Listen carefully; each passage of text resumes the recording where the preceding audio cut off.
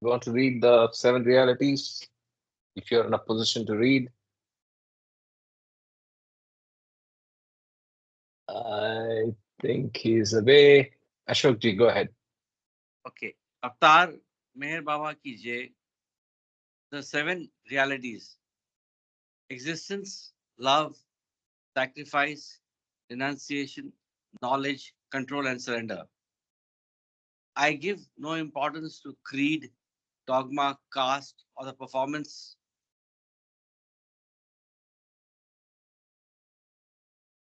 Karthik has gone blank. Sorry, I'll take my book. No, no, it's my bad. My my Shall I read? wire snap. Shall I read again? Oh, sorry. I'll just get the book. 1 second. 1 second. Uh,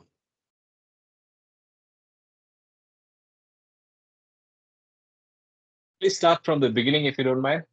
yeah, I'll start from the beginning. Definitely, Please. Yeah.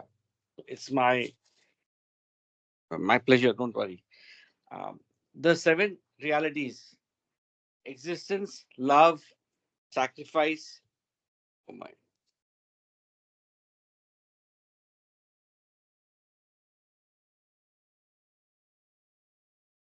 Is it visible? No? Yeah, it's visible. I'm just keeping my backup, the book, 1 second, the discourses, so that 1 second, 1 second. Just give me a minute. Yeah, yeah, okay. It's visible and visible properly. Okay. Avatar Meher Baba ki Jai. The 7 realities: existence, love, sacrifice, renunciation, knowledge, control, and surrender. I give no importance to creed, dogma, caste, or the performance of religious ceremonies and rites, but to the understanding of the following. 1. The only real existence is that of the one and only God, who is the self in every finite self. 2. The only real love is the love for this infinity God, which arouses an intense longing to see, know, and become one with its truth, God. 3. The only real sacrifice is that in which, in pursuance of this love, all things, body, mind, position, welfare, and even life itself are sacrificed. 4. The only real renunciation is that which abandons, even in the midst of worldly duties, all selfish thoughts and desires. 5. The only real knowledge is the knowledge that God is the inner dweller in good people and in so called bad, in saint and in so called sinner. This knowledge requires you to help all equally as circumstances demand, without expectation of reward, when compelled to take part in a dispute, to act without the slightest trace of enmity or hatred, to try to make others happy with brotherly or sisterly feeling for each one, and to harm no one in thought, word, and deed, not even those who harm you. 6. The only real control is the discipline of senses to abstain from indulgence in low desires, which alone ensures absolute purity of character. 7. The only real surrender is that in which poise is undisturbed by any adverse circumstance, and the individual, amidst every kind of hardship, is resigned with perfect calm to the will of God, given by Meher Baba in 1952. Avatar Meher Baba ki Jai. Meher Baba ki Jai. Thank you. Um, we are doing discourses today. So let's go and first check where we are. 1 second. So we are in the avatars and perfect masters, and we finished avatar, the circles of the avatar. If you remember the last week's discussion, and then we did a small chapter on true discipleship, the story of Kalyan, the story of Lailu Majnoon, and that was the last episode. I mean, the last weekend. let's start with ways of the master, and let's see the read what we are going to cover in this chapter before getting into the actual reading. So first subtitle is Masters are ever ready to help. What is the nature of their help? And we are living in an abode of delusion. What is the contribution of the master? And what is implicit faith, ordinary methods? And then there is another illustration story of Bahlul dealing with the failing of disciple, and then help through praise. And solution of all problems, we'll find out what that is.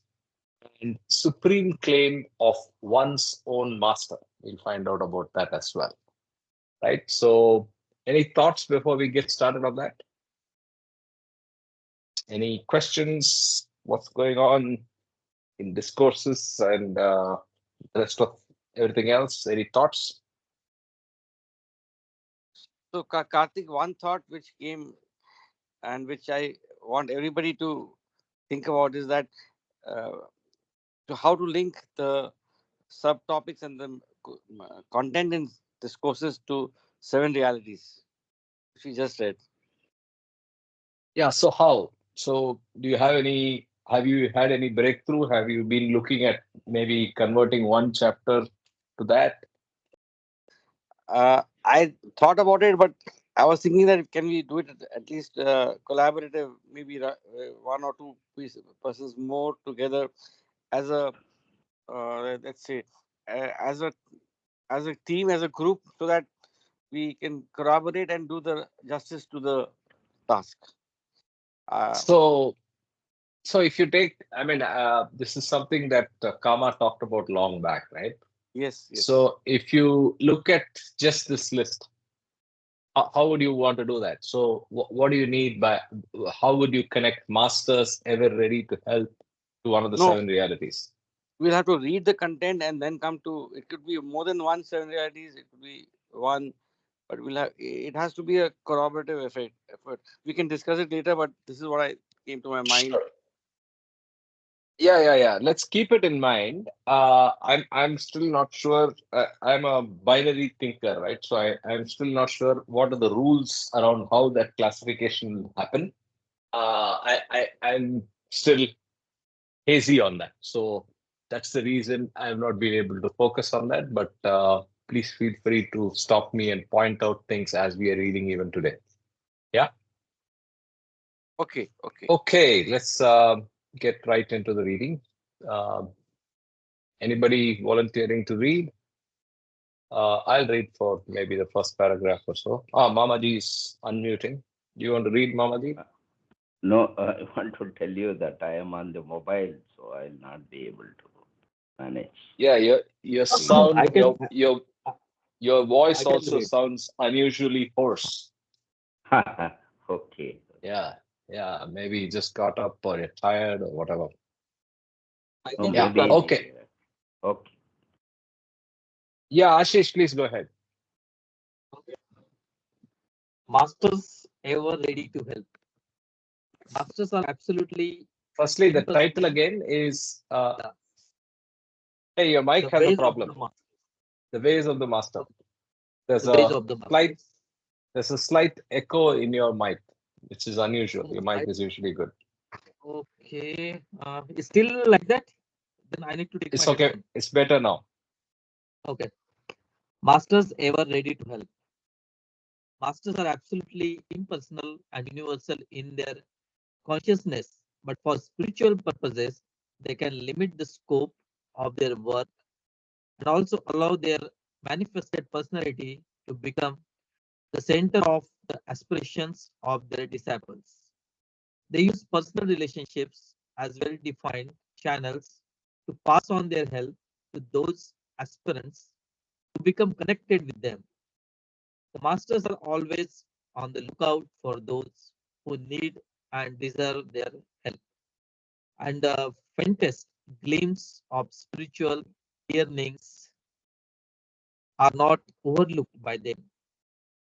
They foster and promote the advancement of all aspirants in multifaceted nefarious ways that are unfallingly effective, although they might not necessarily be completely intelligible to others. The help of So perfect master. Ashish, I think there is some static on your side. Maybe you're grabbing a hands free or whatever. So it was not like this before. Something wrong on Let your me take side. my headphone. You can continue. I'll grab my Yeah, headphone. I'll read. Yeah, no, you can jump back. Nature of their. So the first paragraph is about masters ever ready to help. So I was so reminded of how we read yesterday in the Avatar reading, how to what lengths Baba can go to make a transformation or make an impact or send a message to one soul, right? Remember the driver that we read about yesterday in Iran, the Persia driver of the bus. Baba spent 4 days, excess, waste, so you would say wasteful, but it was to drive home a point not just to that person, which is obvious, but also to the mandali around on the importance of obedience. But more importantly, why did he do that? He's doing that for the spiritual benefit of that individual and the mandali, right? So they are masters. After they reach perfection, their only lookout in life is to make everyone else perfect, and hence they are they are constantly, or their only lookout is whom can I help and how can I help them, right, to make them perfect, right? So next section is nature of their help. The help of a perfect master consists in making the spiritual journey of the aspirant sure and safe, as well as in shortening the time he might otherwise take to arrive at the goal. The aspirant may go a long way through independent search, but he is unable to cross the sixth plane without the help of a master. Even on the intermediate planes of involution of consciousness, the help of a master is extremely valuable because he prevents the aspirant from getting stuck on the way and protects him from the pitfalls and dangers with which the spiritual path is beset. Kabir, the perfect master, has compared the three stages of the path to the three phases of fire.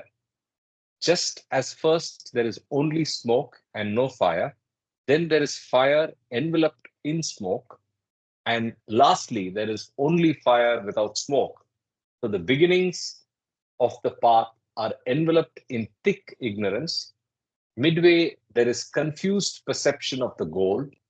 And finally, there is realization of truth without the slightest alloy of illusion. Since the path lies through illusions of many kinds, the aspirant is never safe without the guidance of a master who knows all the stages of the path and can take him through them. So let's just see those three stages again.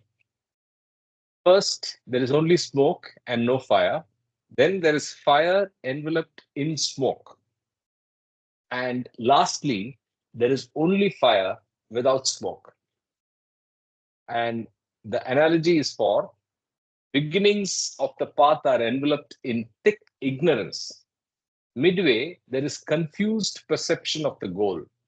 And finally, there is realization of the truth without the slightest alloy of illusion. So we start with absolute ignorance. Then we have different, it's like the six blind men and the elephant. We have different perceptions of what that truth is, but we have something better than zero because initially we don't even know. We are deep in ignorance. And finally, there is a realization of truth, which is, of course, when you reach that state, right? Which is, of course, unhindered, complete, and total, right? Yeah. Ashish, if you want to continue when you're ready, let me know. Abode Yeah, of. I'm Okay, I'm go here. ahead. Can you hear me? Yes, go ahead. How's Much better now. is okay? Much better now. Yeah. Please go ahead. Yeah. Abode of delusion. Before the opening of the inner eye, the mind conceives of the goal as the infinite. And the conception is based upon some symbolic image of infinity, such as the sky or the ocean, which suggests the idea of vastness. Although such a concept of the infinite is clear and well defined, it has to be superseded by direct perception of the infinite. The aspirant sees the self directly when his inner eye of the spirit is open. When this happens, the mind is dazed by what it sees and is no longer as clear as it was before the opening of this inner eye. Being dazed by the perception of the self, the mind loses its capacity to think clearly and mistakes the seeing of the self with its being actually realized. Hence comes the illusion of being at the end of the path when one is still traversing it. In Sufi terms, this particular part of the path is known as Mukame Afsan, or the abode of delusion. It is in such difficult phases of the path that the master can, through his skillful intervention, give a push to the aspirant so that he keeps on going instead of getting caught up on the way. So, Mukam e Afsan. Mukam is goal or home, I think, and then Afsan is delusion. So where you assume that you're already realized, right? So to repeat that line, being dazed by the perception of the biggest self, the mind loses its capacity to think clearly and mistakes the seeing of the biggest self with its being actually realized. So when you first time encounter the fact that there is a biggest self and there is a reality other than what you know, just that recognition and realization, wrong word, just the recognition better, just the recognition of that bigger reality makes you think that you're already realized. So again, the master can uh, tactfully point it out and then get you back on the path, right? So that's what's being said here. I just want to add one word for Mukam. Another word or synonym for Mukam could be destination or the Destination, yeah, final yeah, destination. yeah, correct. Okay, Baba. Your Urdu is very good, Ashok. Nene, it's just what strikes me. We have Sanjay, he's not there today on the call, I think. Yeah, Sanjay, yeah, he's very good. And in fact, if Sanjay was there, he would have told us the Doha, which is the fire smoke Doha from Kabir. Yeah. okay. I will try to. I have a book on Kabir given Okay. by Sam Kerawala. Yes, yes, I know. I have it too. Okay. Okay, Baba. So, hi, Mahu is there. Hello. Yeah, continue. There are no questions. Yeah. Ashish. Contribution of master. In fact, there is a danger of the aspirant being detained on each one of the inner planes because each in its own way is very alluring and serves as a trap for the aspirant. The master either takes the aspirant past these planes or through them without unnecessary delay. However, the aspirant has to walk his own way. The contribution of the master consists in confirming and consolidating the previously acquired intuitions and perceptions of the aspirant and in precipitating his consciousness into the next stage, Precipitating. precipitating his consciousness into the next stage, which, though unavoidable, is by its nature impossible for the aspirant to anticipate. The master uses Maya. So actually, no, just to pause you. So actually, it's a beautiful word, right? So the contribution of the master consists in confirming and consolidating. So you may make many assumptions, you may make many understandings in your journey. The role of the master is to confirm and also consolidate. And then he uses a beautiful word, precipitating. So precipitating is, let's say, solidifying or giving some shape to all those assumptions in a way where we get ready for the next stage, which again the aspirant will not be able to anticipate, because the master knows exactly where the disciple is, and he knows what's coming up next for him. But obviously his from his view, that the aspirant has lesser chance of knowing those things, and that's where the role comes, right? Yeah. Yeah. Implicit faith. Master uses Maya to take the disciple out of Maya, and as he is himself beyond good and evil, he may often require things that are unacceptable and even shocking to the ordinary good sense of his disciples.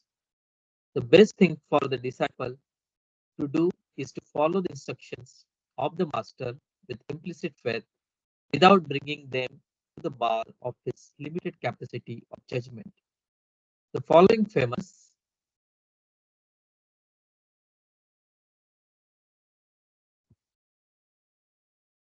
the following famous instance illustrate this point. There is the Quranic story of Abraham being called upon to sacrifice his beloved son Ishmael to the Lord. When Abraham, firm in his resolve and faith, was about to slaughter Ishmael, God intervened. God intervened and accepted the sacrifice of Ram as a ransom for the son. When Shamsaid Tabriz ordered Maulana Jalaluddin Rumi, his disciple, to fetch wine for him, he unflinchingly complied in order to please and win the grace of his master. At the time, the Maulana commanded a large following of Muslim divine because of his reputation as a great theologian in the Islamic world, and wine is religiously prohibited in bracket haram to the Muslims. Hence, it was a crucial test for the Maulana to carry a jar of wine on his shoulders through the streets, but he did it. Ghausali Shah was asked by one of his masters, who lived in a hut by the side of the river Ganges, to fill a vessel with water for drinking, but only from midstream. It was about midnight, and river Ganges was in the heavy flood because of the monsoon. The disciple hesitated at first, but finally gathered courage to attain the impossible, believing in the omniscience of the Master. No sooner had he stepped into angry waters of the Gangas than he witnessed a wonderful transformation of the scene. Instead of surging waves and floods, the river had turned into a thin stream, and a vessel to be filled almost touched the riverbed. The disciple nearly crossed the river to the opposite bank in search of midstream.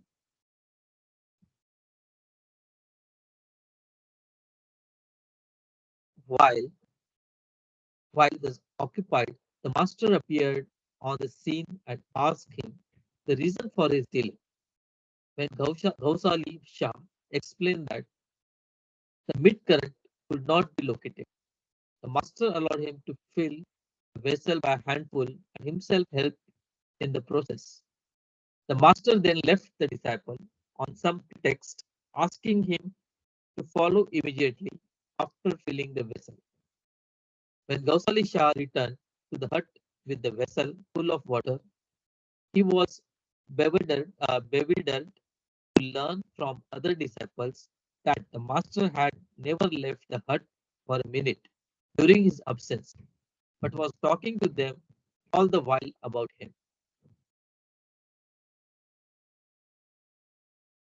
Ordinary methods.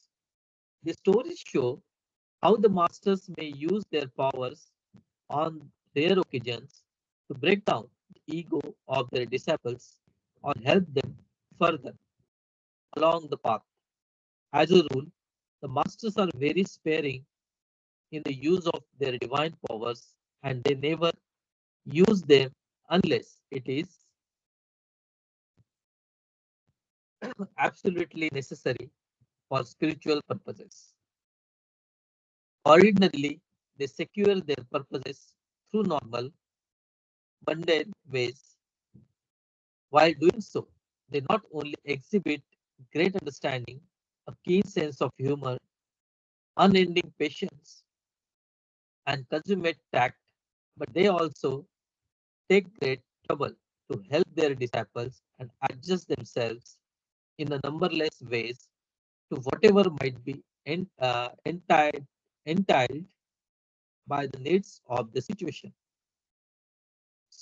Okay, Story of so Bahul. three stories that were mentioned here, just to summarize. One is the sacrifice of Ishmael, which is common to both the uh, Muslim and Christian traditions. The second is the famous episode of Rumi, asked by Shamseta Tabriz to carry wine across the streets of Shams, where it would have been very insulting for him to do something haram, but he did it. All three are examples of total belief in the master and doing what the master asks. The third is Gaushali Shah. I've not heard of this master, but yeah, so this is about going into the Ganges when it is in spate, right? So yeah, then he goes on to Bahlul. Yeah, go ahead. Story of Bahlul. Some of these points are effectively brought out by the story of the great mystic Bahlul. Bahlul wanted to contact certain notables of Persia for reasons of his own. The only way to do this was to go to the prince party that was attended by these notables. Unfortunately, Bahlul was bald-headed, and in those days, no one without hair was allowed to attend a party given by the prince. The prince had lost all his hair, and to see others without hair reminded him of it and prevented him from enjoying the party. Since the prince was very sensitive on this point, no one bald was allowed to come to the party.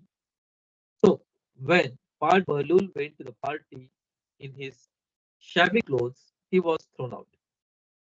The party lasted for 3 days, however, and on the second day, Bahlul borrowed some fine clothes and a wig, disguised himself, and again went to the party. During the party, no one recognized Bahlul, and in his fine clothes, he made a great impression upon all the notables. He made himself so agreeable that even the prince offered him a warm welcome and invited him to sit near him.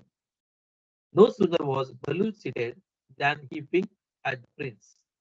The prince did not understand the meaning of his winking, but vaguely felt that such a gesture from an illustrious man like him must mean something important.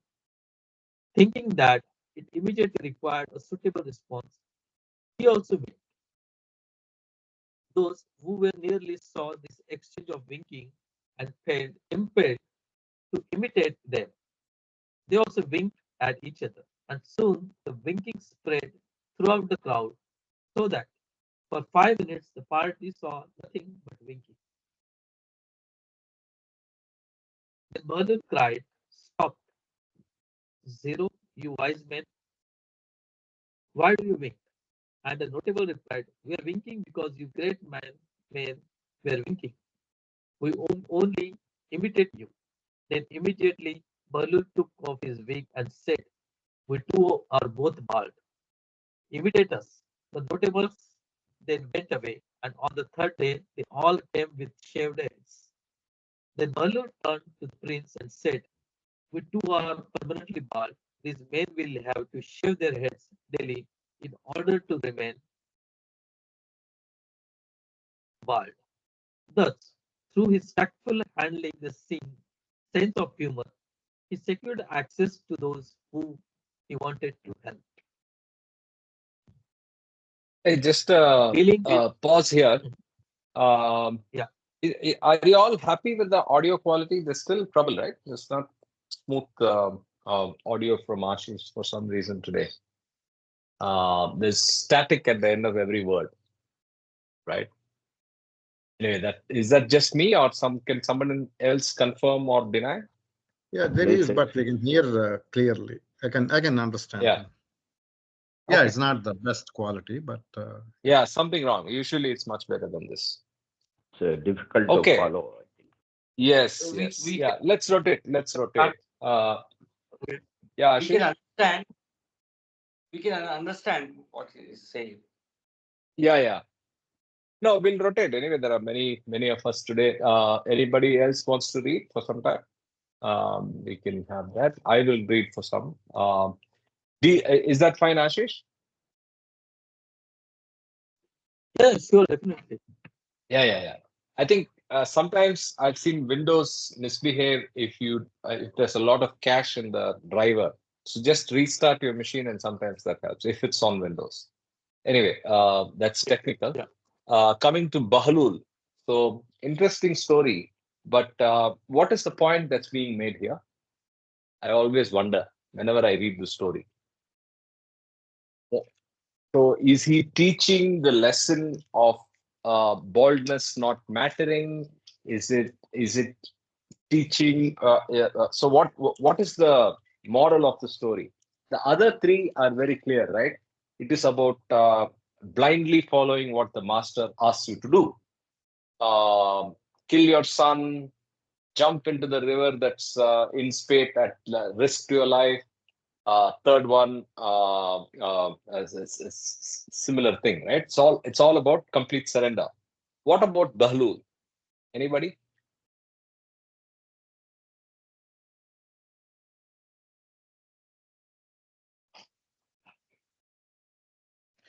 see here. Hmm? So if you go to the one page above, Mhm. they talk about three different stories, right? Yeah. So these stories show on the ordinary methods. These stories show how the master may use their powers on the rare occasions to break down the ego of their disciples or help them further along the path. As a rule, the masters are very sparing in the use of their divine powers, and they never use them unless it is absolutely necessary for spiritual purposes. Ordinarily, they secure their purposes through normal, mundane ways.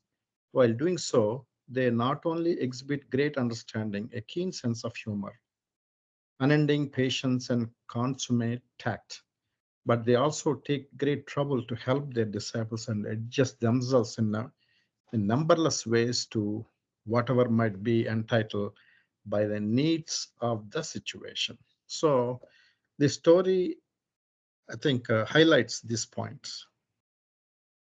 They So just so the lessons he's teaching is the prince's obsession with not seeing other bald men is shallow to start with. yeah, that is the problem. And That is the problem. That is the problem. Uh-huh. How it is taken care is by this Bahul story. The things got adjusted, and he gave up that condition of everybody should be bald like me, something like that. And like you said, he uses patience and tact. So Tact, the yeah.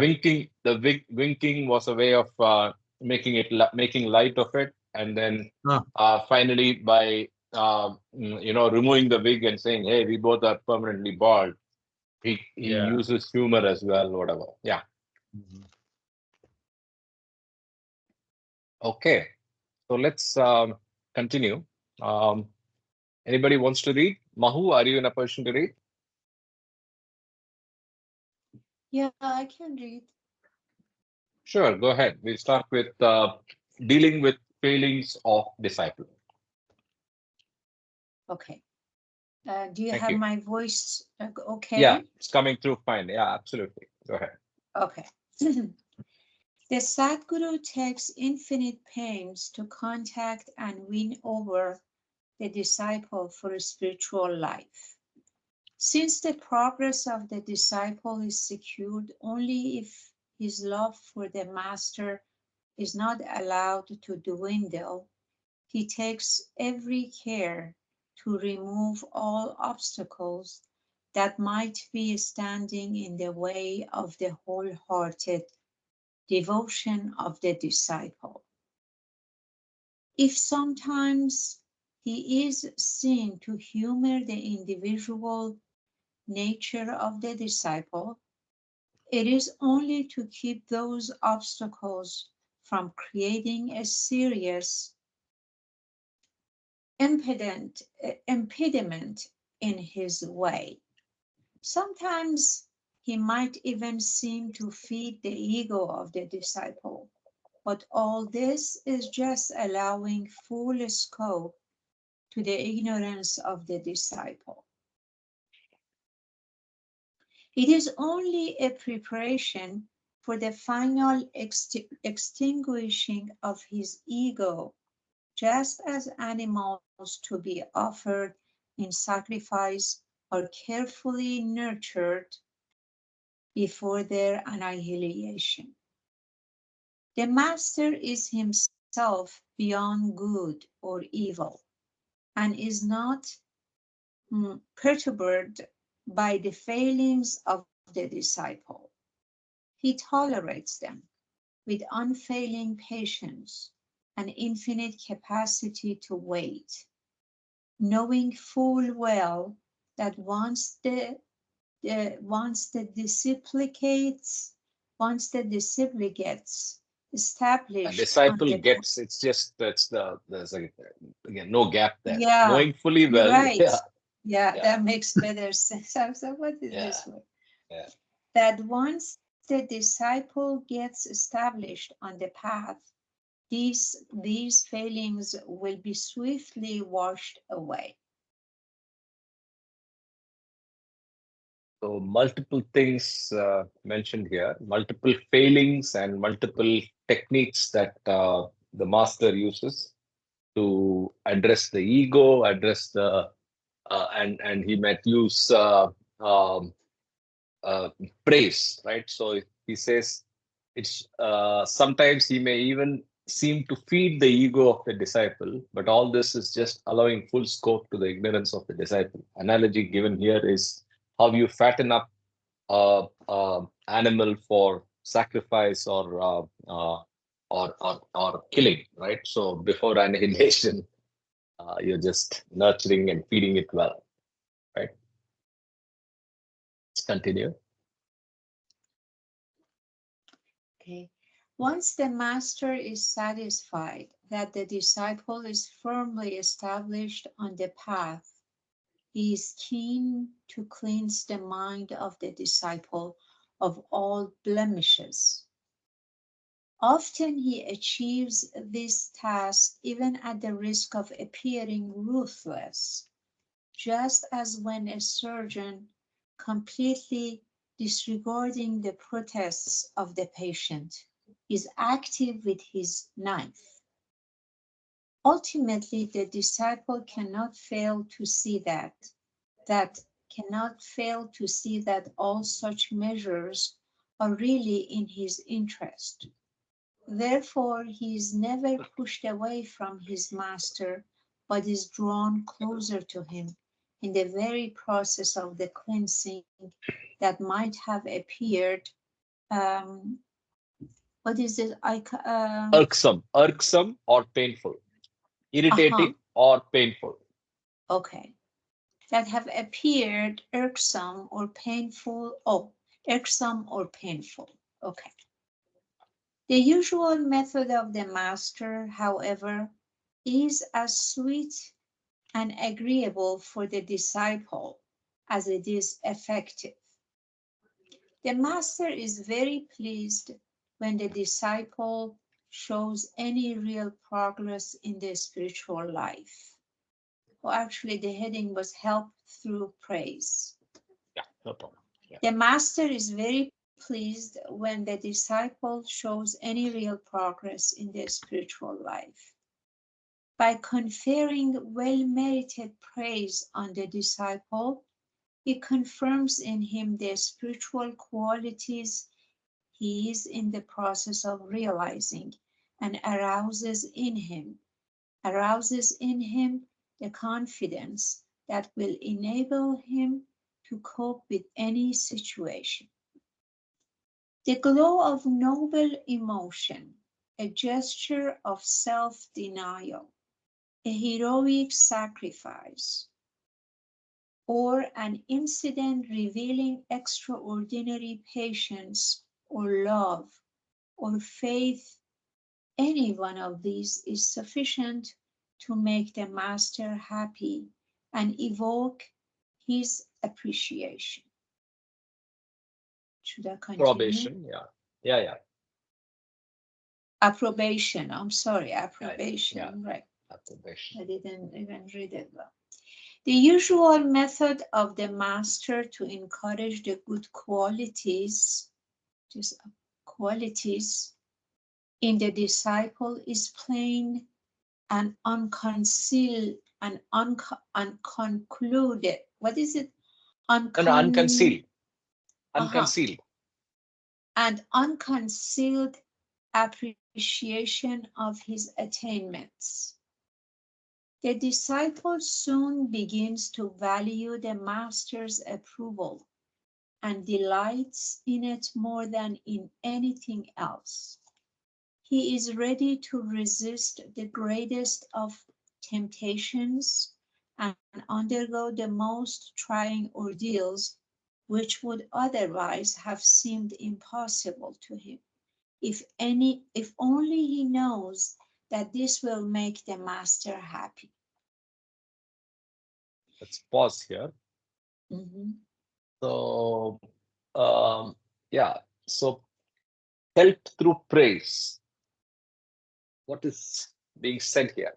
So, you basically spur the progress. You support the disciple, and the master does that to make sure that he's able to move further. And more importantly, the master is always looking for these things, right? The glow of noble emotion, gesture of self-denial, heroic sacrifice, or an incident revealing extraordinary patience or love or faith. Any of these is sufficient to make the master happy and evoke his approbation, or in other words, appreciation or praise, right? Yeah. So that's what's being. Just one thing I like to add to what you said. If you can roll it up a little bit. Let's see. Yeah, and when it talks about the praise, I think here this is very important because you know, this is all happens once the master sees the aspirant in the path. Okay, so once the aspirant is on the path, the master pays close attention to him and is pleased at how the disciple is progressing. But here is very, I think, very helpful to note that by giving all this praise, I mean, master giving all these praises to the disciple, first, he confirms in him the spiritual quality that he has. And he emphasizes how these qualities can help him in the process of realizing. More important, which I know I suffer from that sometimes, it brings him confidence that he is enabled to cope with any situation. So there is 3 points here that comes out of praising the disciple. I just wanted to note that. Interesting. So what are those 3 points again? One is gives a why don't you repeat that? Yeah, so here from this, by conferring well-merited praise on the disciple, comma, he confirms in him the spiritual qualities, okay, he is in gives the him the process of confidence. realizing. Actually, there is 2 only. The process of realizing number 1, and 2 arouses in him the confidence that will enable him to cope with any situation, because as we know, the path has a lot of ups and downs. And, Baba says there are thorns on the way, there are this, there that. So this is very important, I think, for the disciple to have by the master. Yes. So they don't get disappointed, in the process. Agreed. Yeah. Okay. Any other thoughts, questions? Okay, so let's continue then. Solution. Okay, so solution of all problems. Since the master is, for the aspirant, a symbol of the supreme self, capital self, in all, the problem of true adjustment to the master appears to him to be the same as realizing his own inner divinity and arriving at true adjustment with all other forms of the supreme self. Through his allegiance to the master, the aspirant achieves conscious appreciation of the fundamental unity of all these problems. From the psychological point of view, he is in a position to tackle them not as separate problems, but as aspects of one problem. Thus, he can arrive at true integration, which is different from a temporary compromise between conflicting claims. In order to help the disciple achieve this difficult task, the master has to become the nucleus of all the spiritual idealism of the aspirant, because intensive concentration of mental energy is necessary if the aspirant is to break through the many barriers that lie between him and his goal. Excellent. So all of it is first recognize the big picture and don't focus on the smaller problems. And the bigger problem, the only problem or the only thing that we all need to focus our mental energy is on loving him, on understanding the true nature of reality and moving towards that direction. So what better focus, what better idea of concentration than the master himself, right? So that's what's being said here, I think.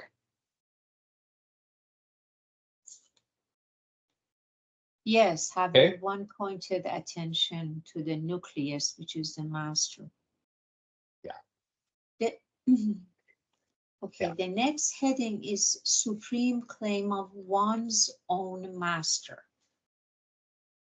The supreme claim of the master cannot be challenged or limited, even by the spontaneous reverence that the disciple is bound to feel for masters other than the one who has accepted him. Let me read this part again, I guess. The supreme claim of the master cannot be challenged or limited even by the spontaneous reverence that the disciple is bound to feel for masters other than the one who has accepted him. All perfect masters are one in their consciousness, and it is absurd to imagine any grades between them.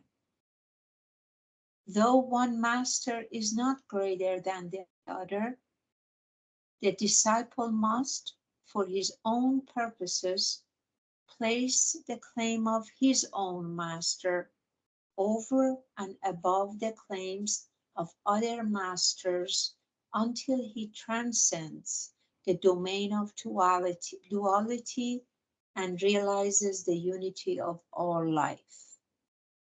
Mental energy would be dissipated unless there arose a supremely imperative claim among the many conflicting claims of life.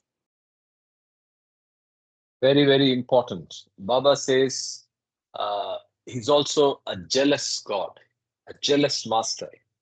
Why is he jealous? For our own benefit. The more you dissipate the energy across many people, many masters, many gods, many ideas, many things, you're actually weakening your progress. And that's the point that's made powerfully here, right? So just be completely dedicated to him and don't waste your time dissipating that energy. That's the key word in this last para. So, Karthik, if I may add, the real surrender. Correct. And the real surrender and the key word is without dissipating and exclusively be completely with him, right? So there are many examples where he has turned down requests of Mandali and people when they refer to, hey, can I visit this master? Can I see this? And so on, very strongly, to a point where you may feel it as being odd. That is being answered powerfully in this para, saying when you have the highest of the high with you, or any of the masters that you align to, because this is more generic in this chapter. When you have the master, give it everything. And I use an analogy. I mean, of course, I heard it from one of the spiritual masters. The analogy I use is if you're seeking water, right? If you're seeking water and you're trying to dig a well, you can dig as many wells as you can, as much money you have, how much infrastructure you have to dig the well. So you find a spot and dig. But the best strategy is to put a lot of energy and pick the right spot after scientifically picking the right spot so that the highest chance of water, and then keep going deep in the same spot. What humans end up doing generally is you dig deep, you dig in 10 places and go 100 feet, 10 feet, 20 feet in one and not hit water anywhere. So the smarter thing is to give exclusive focus, not dissipate your energy. And that's the big message of the previous para powerfully brought out. So stick to one well and go deep. Yeah, this is Ramakrishna Paramahamsa's story, right? Yes, thank you. Yeah. Yeah.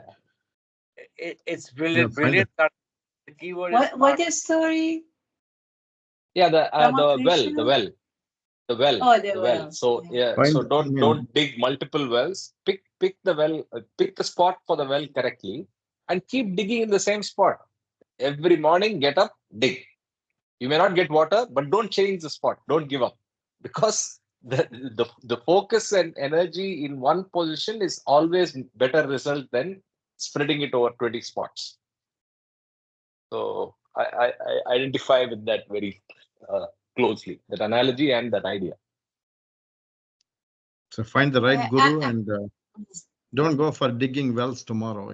Just go for the right guru. That is the. Yes, and then stick to him. Yeah. Don't be literal about well, any analogy. Correct. yeah. Yeah, Mahu, go ahead. No, I was going to say that actually earlier it did say that all these perfect masters, and even elsewhere, Baba says perfect masters and avatar, they are one in consciousness. They're all one. So for us, maybe it appeared to be different, right? And not for us. I mean, we have chosen Baba, but for others that still are trying to decide, they're seekers, which way to go or who to choose as a master. They may see some external evidence as differences between them, whereas they're all the same. And the interesting part is they themselves, like these perfect masters I know about, the Upasni Maharaj, or even Shirdi Sai Baba, they encourage their own disciples to follow Meher Baba because they knew that now he has all the keys to the universe. Everything is in his hands. So by following him, one would get more spiritual benefit than others. Yeah. So even them, they are real masters, perfect masters. But even them, they would just push us through Baba, the avatar. Correct. No, I think that thanks for pointing out that is also covered in the para above, which is that all of them, though they may be having different paths, the masters have only one goal: helping the rest of humanity go towards perfection. So they are very well aligned and very focused on that objective. Though their paths may be different, and that's also covered in the previous para. And like you said, the real masters know which is the best suitable master disciple relationship for your sanskaric makeup. So like you said, they sent people to Baba when they felt they were ready. And I'm sure some of us at least, or many of us, went through multiple wells that we tried to dig before coming to the final well, where I hope all of us continue to keep digging.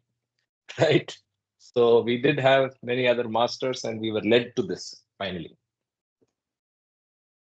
Yeah. But Yeah. in India, people are more spiritual. So obviously you're more exposed to a lot of gurus and, teachers and mentors and so forth. Absolutely, Yeah. that's true. The access is many. There are many wells to choose from, but that's more a problem, I would say. So if you look at Yeah. The Western mind does not easily take to spirituality. But once you take to spirituality, you go deep, and you stay committed on the path you choose, any path, right? So if you look at the Western following for the spiritual masters that exist, and even within the Baba community, they go deep and they're completely focused. Whereas the Indian mind, it's a problem of plenty.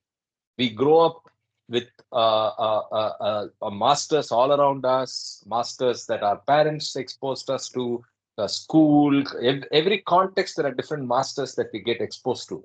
So there is oh, it's always available, we can get to it later. B, is this for real? Who is the real one? That's a doubt we have. And quite often you end up saying, oh, I can always get back to this later because it's all around me, right? So as I say, it's a problem of plenty that the souls in India probably face, and very few of them make the right choices quickly. Yeah, that's true. Yeah, let's continue. Okay, exclusive concentration upon one master is therefore usually indispensable for the gathering up of the dispersed mental energy of the disciple. In very rare cases, owing to special circumstances, the masters themselves might decide Yes. to share the spiritual work in relation to a particular disciple. There are therefore exceptional cases of disciples who have had to affiliate themselves to two or more masters. This is an exception rather than the rule, and where there are more masters than one, they arrange the distribution of their work so carefully that they do not set up any conflict of claims. Does They anybody is the know any masters. example? Yeah. I don't know. Maybe even in the Baba stories, you hear of how Upasni Maharaj and the early days, there was a cross pollination of ideas and people between Upasni Maharaj's followers and Baba. So something like that. But I'm not able to think of a specific example. So that's the ways of the masters. Let's go on to the Karthik, next. Yeah, if I may add, so the please. page one of God Speaks says, all souls are one. And here we have a line in the supreme claim of one's master, all perfect masters are one in their consciousness. And Yes. absurd to imagine any grades between them. So I think Yes. that's a profound content or line is what comes to my mind, and ultimately we all are one. Uh, I mean, a drop from the ocean and coming. I mean, we joining back the ocean is what I comes to my mind. Yeah, very true. I think more important than that's anyway a fact, right? So, like God speaks says, that's a fact. All of us are connected. But then the coordination and the fact that all the masters work in tandem is what is the big takeaway from here. So, Yes. no true master will work in a contravention to the benefit of the disciple. The other problem in India for us, apart from the problem of plenty, is also there are deluded and fake masters, and we hear stories of them.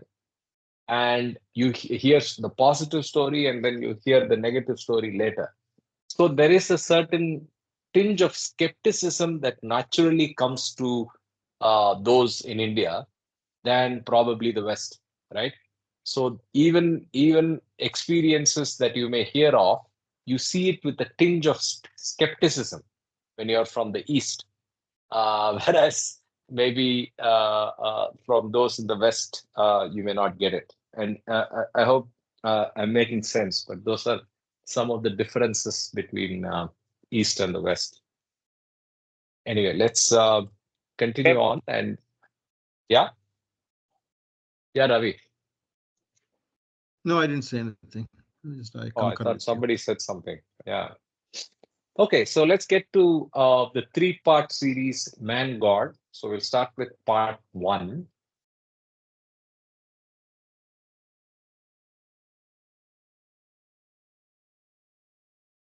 Seven, 6. We'll just read the subtitles, see what is covered in part 1.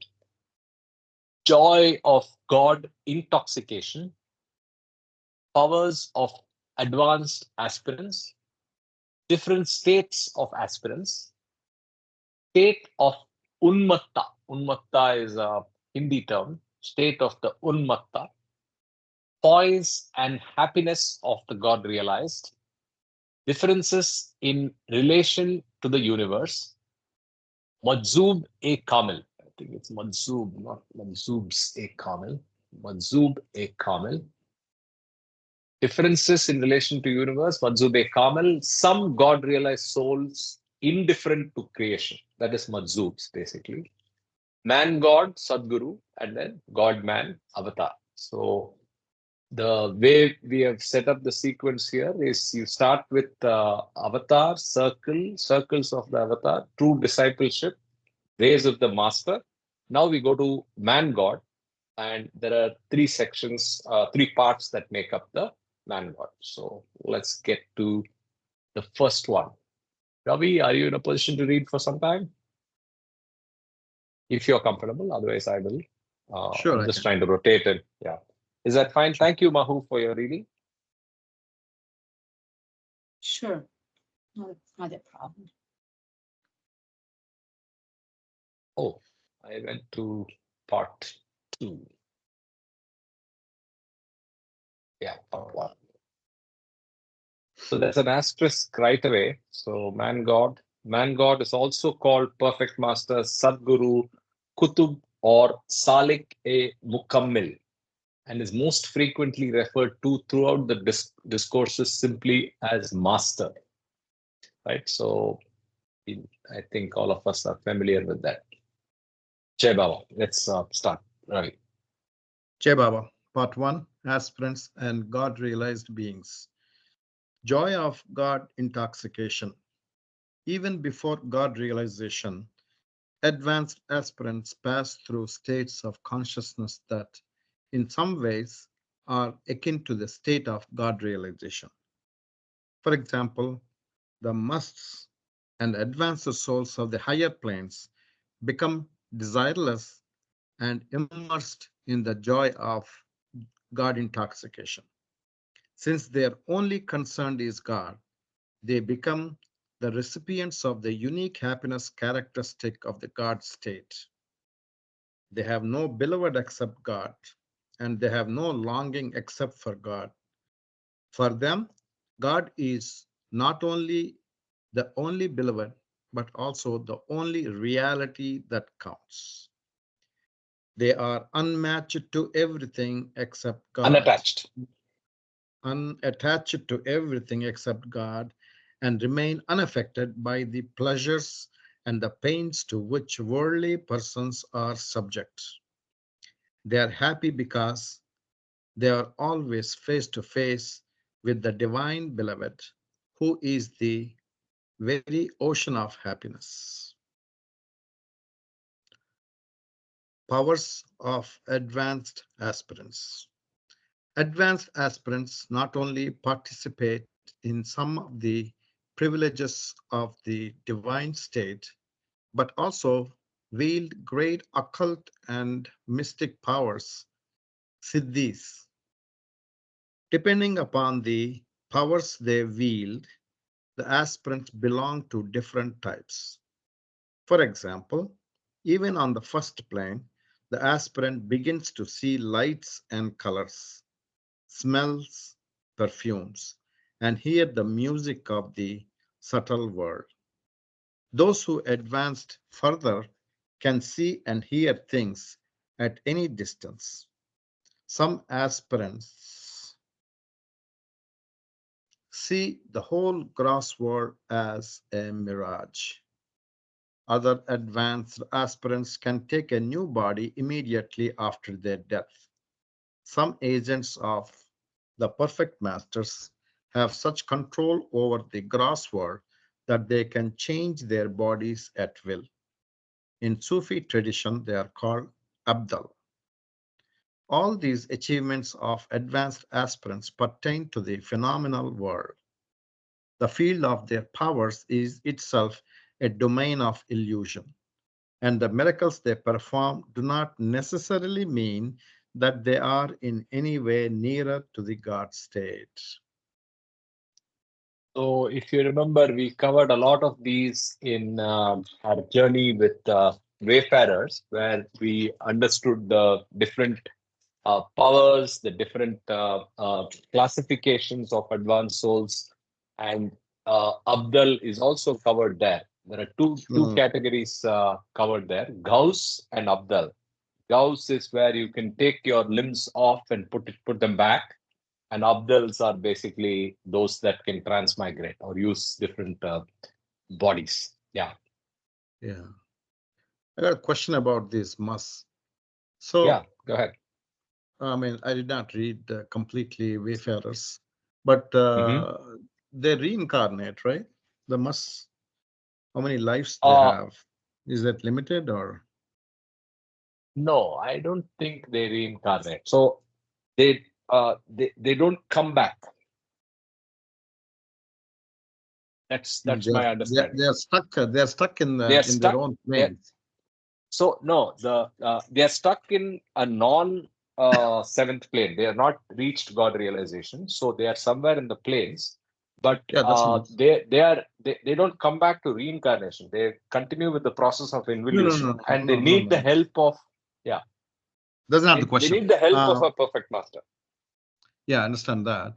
But do they drop the body and born again as a must in a Yes. different body? Not necessarily as a must, but they have to be born again to complete the involution process. But once they're in the, let's say they're in fifth plane or fourth plane, they will be there forever. They don't come down, right? They only either They go don't come down. advance, they're stuck there They for advance. many They lifetimes. advance. They advance, but in the Yeah. birth that they are a must, they are stuck, and that's where they need the intervention of a master. But once they are through with that, once they drop the body in that plane, they obviously advance and move further towards God realization. Okay. But you should read that book, Ravi, if you've Wayfarers. not already. Oh, amazing book, and hats off to Donkin, William. and hats off to what he has done. And it's such an eye opener on what Baba was doing in that period, and Yeah. apart from understanding the details of so many of those souls. All right. Yeah. Let me continue Yeah. reading. Yes. Different states of aspirants. Thank you, Karthik. Sure, go ahead, please. Yeah. From the standpoint of consciousness also, aspirants belong to various types according to the line in which they have advanced and according to their nearness to the God state. Some get intoxicated with their extraordinary powers and tempted to use them, have a long pause in their Godward march. They get stuck in the consciousness of the intermediate planes. Some become dazed, confused, and even self-deluded. Others are caught in a coma. There are some who, with difficulty, try to come down to gross consciousness by repeating a physical action or by repeating some utterance many times. See, Muhammad must used to say dish. Yeah. And he used to have an iron ball. He used to just lift it and put it back all the time. And he used to call Baba Dada, right? Baba Dada, correct, right? Yeah, he used to refer to Baba as Dada. I mean, many of you have probably met him. Obviously, people who came much recently have not. I think Ashish and you must have seen Muhammad, right? Yes, I have seen. Yeah. There are those who, in their God intoxication, are so indifferent to the life of the grass world that to all appearances their external behavior is like that of a mad person's. And there are some who tread the spiritual path while performing their worldly duties. Now, I have a question about this sentence. Sure. Just can you go up a little bit? Yeah, that one. And there are some who tread the spiritual path while performing their worldly duties. So they're conscious of the real world, right? So technically, and I'm sure it will come back in two paras down when he defines Madzub and Madzub-e Kamil. Technically, they are not creation conscious, but then he's generally referring to others who are partially or in different states of involution, where they may be doing both. But Majzoobs technically have no consciousness of of creation. That's the No, that's the test. I understand them, but we're talking about the people who are in planes. Some people are completely musts. They're not conscious of the grass plane. But some musts, even though they Yes. are in higher planes, they are conscious of the grass plane. Yes, absolutely. There are some who flit back and forth, that is Paramahamsas. There are others who are able to do both at the same time. And of course, the perfect master is the pinnacle. He's at the top of the hierarchy. He is operating on all the planes simultaneously, right? So he's able to deal with creation as well as all the other planes and universal work. He and the God-man. Yeah, I Perfect mean, masters. Paramahamsa and Jivan Mukta are already God realized, but they were once Mazoobs, but they were brought back to normal conscious so that they advanced to being a Paramahamsa or Jivan Mukta.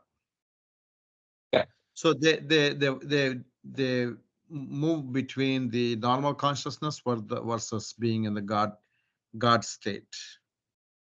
If I remember correctly, I think Paramahamsa only alternates. Jivan Mukta reaches God realization, and that's it. He does not have duty. Turiya Avastha, they call it, they are in Turiya Avastha. Both Paramahamsas and the Jivan Muktas, whatever they want to be, they can decide. Either they can be in gross conscious or they can be in God conscious. That is the Turiya Avastha state. Both Jivan Mukta and Paramahamsa. I'll have to check on that, but maybe you are right. Yeah. I think Jivan Mukta does not have a creation consciousness. They have. The only one that simultaneously has creation consciousness and God consciousness are perfect masters. Yeah, I mean, partly you're correct, Mahu. Yeah, perfect masters simultaneously have creation consciousness and God consciousness. But these Jivan Muktas and Paramamtas, that's what they call it Turiya Avastha. Either they are in the God conscious or creation consciousness, one way or other, but not simultaneously. That's why they call it Turiya. They are in Turiya Avastha. Yeah, that's true. The only one that simultaneously is perfect masters, but the other ones can flip either here or. Yeah. But there are also some siddhis who are in planes, but they are normal conscious. I'm just wondering about that, and just a few minutes ago, Ashok was mentioning about in the first states of consciousness, it's very clearly stated the people who are in the subtle conscious, they are not conscious of the gross plane, mental plane, or the God conscious. Vice versa, mental state people are on mental conscious, gross people are on gross plane, but not on subtle and other planes.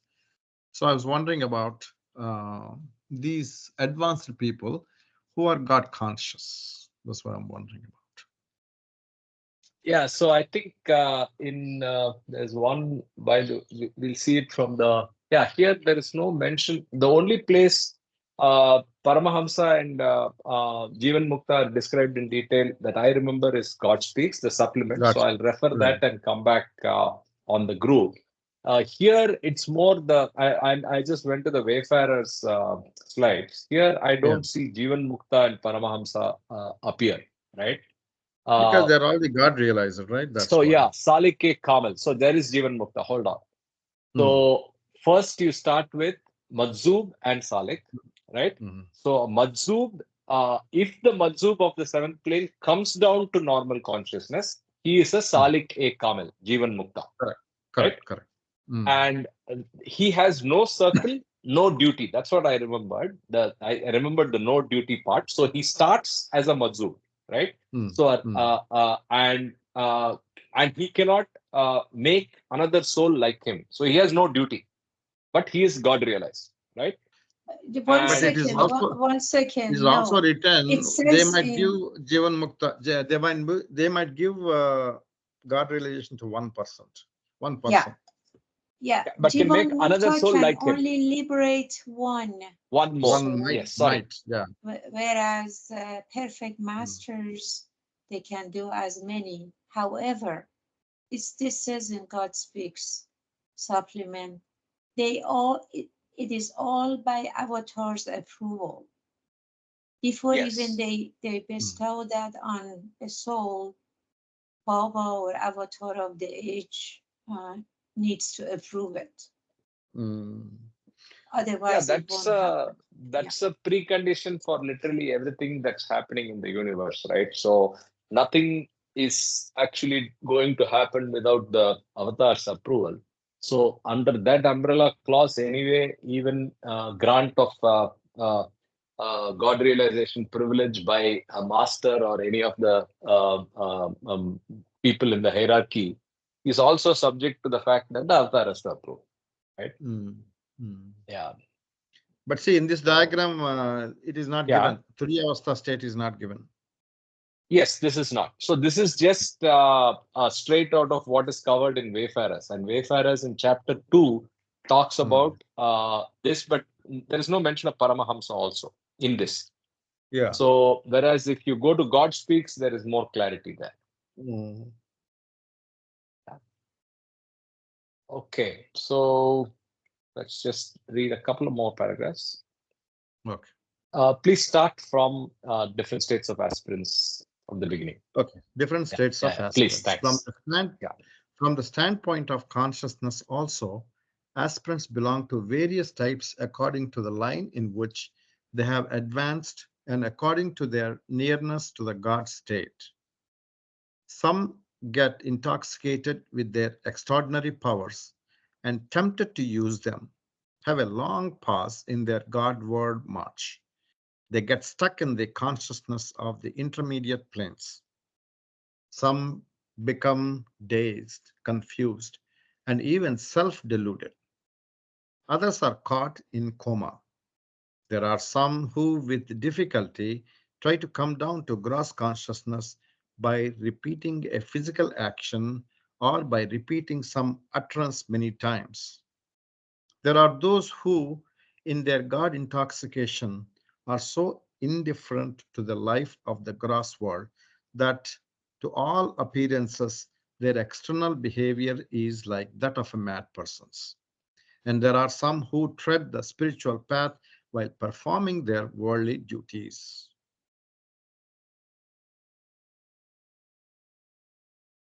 State of Unmata. Owing to their exalted states of consciousness, some advanced aspirants are worthy of adoration, but they are in no way comparable to God realized beings, either in spiritual beauty and perfection of the inward state of consciousness or in their powers. All aspirants, right up to the sixth plane, are limited by finite consciousness, and they are all in the domain of duality and illusion. Aspirants are mostly happy. This is due to their contact and communion with God. For for some, the joy of inward companionship with the divine beloved is so great that they become unbalanced in their behavior. As a result, in their unsubdued state of God intoxication, they may abuse people, throw stones at them, and behave as though possessed. Their state is often described as that of the Unmatta. Owing to the exuberance of uncontrolled joy in their inward contact with the divine beloved, they are utterly heedless of worldly standards or values. Because of the fearlessness that comes to them through complete detachment, they often manifest a self-expression that can easily be mistaken for idiosyncrasy and unruliness. poise, and happiness of God realized. Only when it gains God realization on the seventh plane can the soul fully control its joy. The unlimited happiness that is Sorry. eternally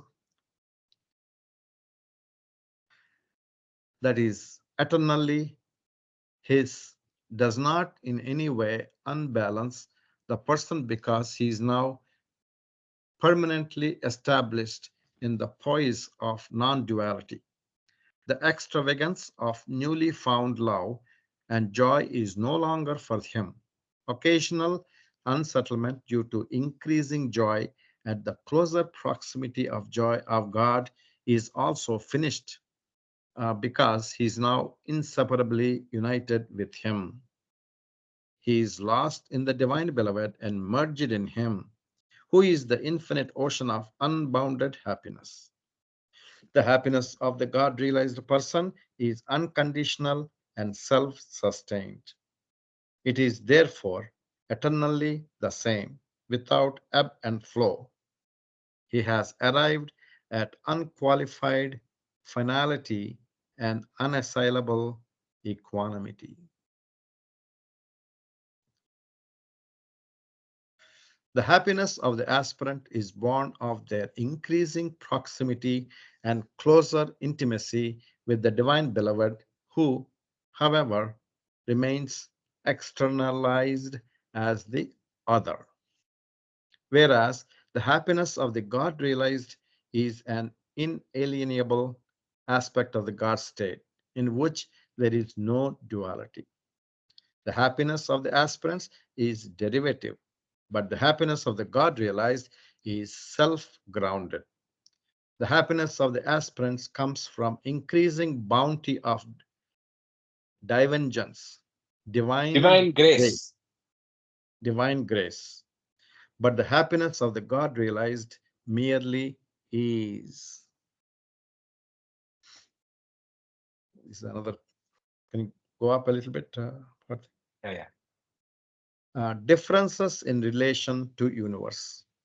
When a person attains God realization, he has infinite power, knowledge, and bliss. These intrinsic characteristics of inner realization are always the same despite minor differences, which give rise to certain distinguishable types of God realized being. These differences between the God realized are purely extrinsic and pertain only to their relation with the universe. They do not create any degrees of spiritual status between the God realized, who are all perfect and one with all life and existence. From the point of view of the creation, however, these differences between the God realized are not only definite but worth noting.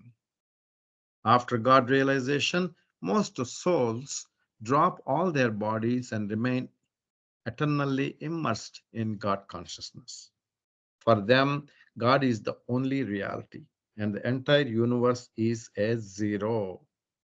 They are so completely identified with the impersonal aspect of the truth that they have no direct link with the world of forms. We are all world of forms. You are lost Some God, in the world of forms. Yeah. mm, Madzube Kamil. Mazubi Kamil.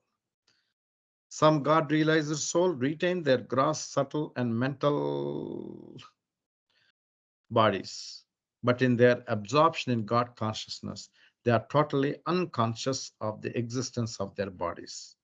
Others in creation continue to see these bodies and treat them as persons incarnate, but the bodies exist only from the point of view of the observer. Such God realized persons are called mazubs-e-kamil in Sufi terminology. These mazubs do not use their bodies consciously because their consciousness is wholly directed towards God and is not turned toward their bodies or the universe. For them, their own bodies as well as the world of forms have no existence, so there can be no question of their using the bodies in relation to the world of forms. However, Their bodies are necessarily the center of radiation of the unpremeditated and constant overflow of the infinite bliss, knowledge, and love that they enjoy. Those who revere them derive, derive great spiritual benefit from this spontaneous radiation of divinity. I think we'll stop here. I don't think we can finish the chapter, or we can. Let's We just can. stretch Yeah, by. one more, couple more minutes. Yeah. Okay. Yeah, sure, please. Some God realizes souls. souls indifferent to creation.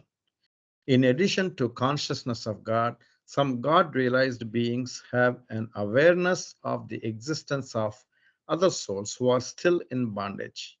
They know all these souls to be forms of the Paramatma, our soul, and, and that all are destined one day to achieve emancipation and some God realization. Being, what is this sentence? I'm sorry. What is the You difference know all between these souls to be forms of the Paramatma, Oversoul, and that all are destined one day to achieve emancipation and some God realization. So emancipation is distinguished here from God realization. Oh, Is that nirvana, the probably. Nirvana, nirvikalpa samadhi. Nirvana So, means yeah, that's where yeah. all the sanskaras are cleared, right? So Yes. But you don't have emancipation the is full, clearing. Yeah. correct. Period. You're not in God state. You are in the vacuum state. Correct. Being established in this knowledge, they remain indifferent to the provisional and changing lots of souls who are in bondage. These God realizer souls know that just as they themselves have realized God, others will also realize God at some time. They are uninterested, however, in speeding up the God realization of those who are in bondage and take no active interest in the time process of creation. Man And God, God. the Sadguru. A rare few God realizer souls not only possess God consciousness, but are also conscious of creation and their own bodies. They take active interest in the souls who are in bondage, and they use their own bodies consciously to work in creation in order to help other souls in their Godward march. Such a God realizer soul is called Man God, Perfect Master, Sadguru, Kutub, or Salik-e-Mukhamil. The man God experiences himself as the center of the entire universe, and everyone, high or low, good or bad, is at the same distance from him. In the Sufi tradition, this center is called the Kutub, and the Kutub controls the whole universe through his agents. God man, the avatar. When man becomes God and retains creation consciousness, he is called a man God. But when God becomes man, he is called the God man or the avatar. The God man is the foremost Sadguru, who was the first to emerge through evolution and involution, and he helps all souls in bondage through his recurrent advents. However, from the point of view of the fundamental characteristics of the consciousness and the nature of his work in creation, the God man is like any other man God. The God man and the man God never lose their God consciousness, even for an instant. Although they may be engaged in all sorts of activities in relation to creation. Neither has a finite and limited mind. Both work through the universal mind when they desire to help other souls. Beautiful. Avatar, Great. Meher Baba Meher ki Baba Jai. ki jai. Thanks so much, Very good. Ravi. Yeah, but it was good reading. There's still so much to learn. We learn and then we forget. We are confused. And I think we slowly make progress as well, right? Yep. Yes. So with that, thanks for staying back a little longer so that we logically conclude the first part of Man God. Any questions before we wrap up and stop recording? Regarding the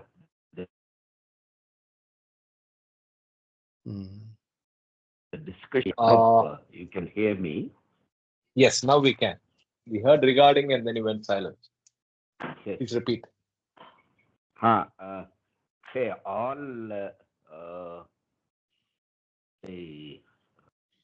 what I don't get the term.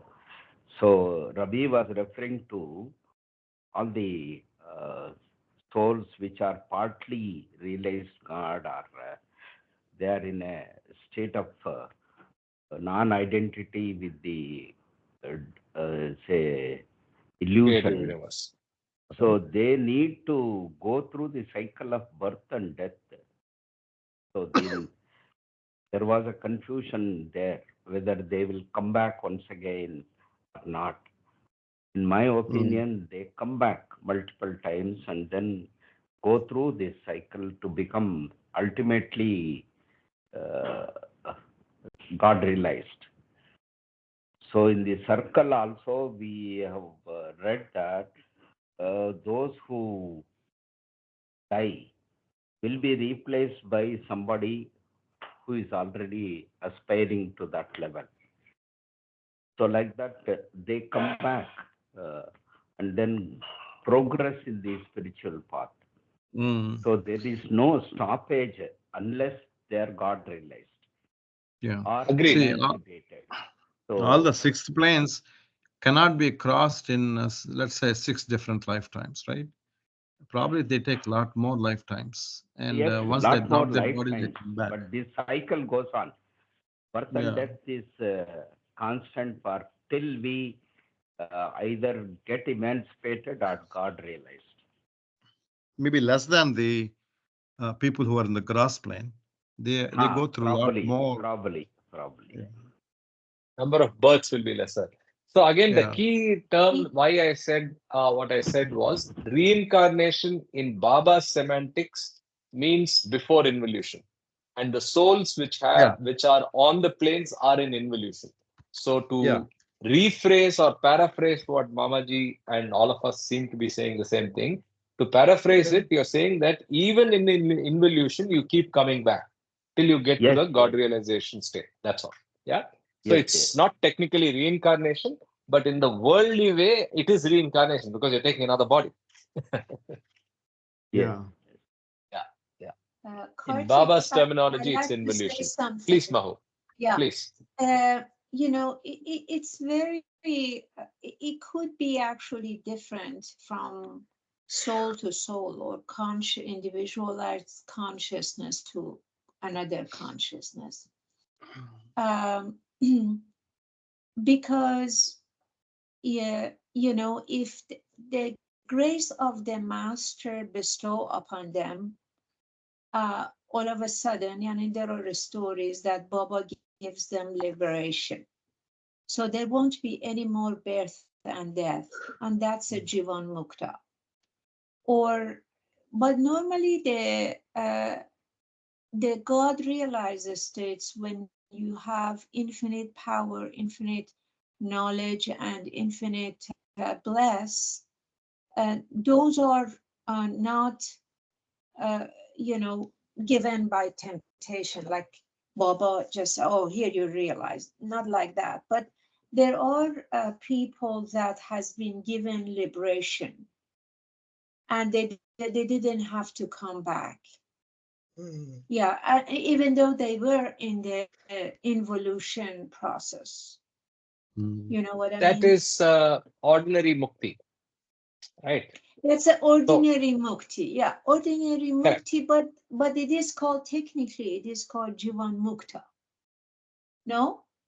No, I don't think both are the same, because ordinary mukti is where after you drop the body and you don't come back, because Videha Mukti. Yeah. Videha Mukti.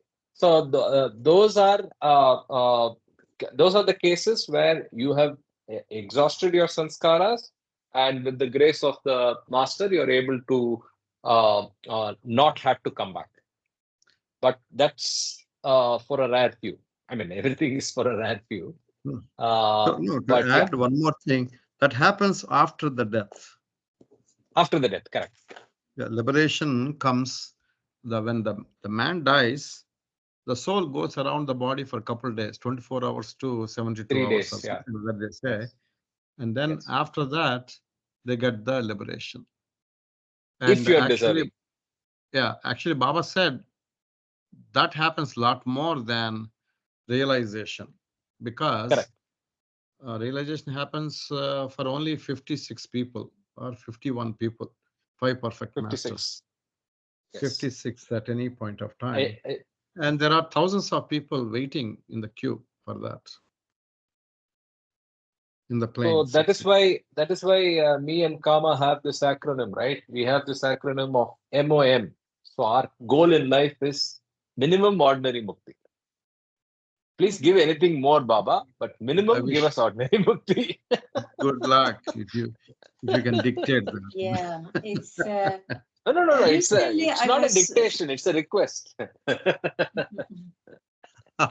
Yeah, recently I was looking at this movie film about two guys that they were carrying Baba's. It's called Merazad Boy, the name of the film, and they were carrying Baba's chair in Merazad, and also they were working in Merazad. They used to live in Arangan and so forth. There's a very good story about them, but just in a short and sweet part of it is, one day Baba asked the Mandalis to go and ask these two boys to come. I forgot that. Bapu is one name, and I forgot the other name. Anyway, there were 4 of them, but only 2 of them is this story happened. And but no, Baba says all 4 of them to come to Mandali Hall. And he starts with the shaky ones. So one of them was Laxman, the other one was Shankar. So Baba asked them, what do you want? And one of them says, oh, I wanted to buy this house. I only have 50% of the money and I don't have enough money to buy it. And then Baba says, at that time, Pendu was in charge of the finances. Pendu, find out how much money he needs and give it to him so he can buy. And then another, then probably Laxman came and asked him. Baba says, what do you want? Whatever you want, I give it to you. And the Laxman says, oh, I want to buy this land and I don't have enough money. And Baba says, okay, given. He asked Pendu to give him enough money so he can buy this land. But then when it gets to these 2 boys, Baba says, what do you want? But it's interesting. They say that Baba locked our tongue. We couldn't even talk to say we don't want nothing. But in our heart, we didn't want anything. But so Baba read that. So this is one of them. And the other one also said, what do you want? Same thing. And all of a sudden, Baba said, I want to give both of you a mukti. I give you a mukti.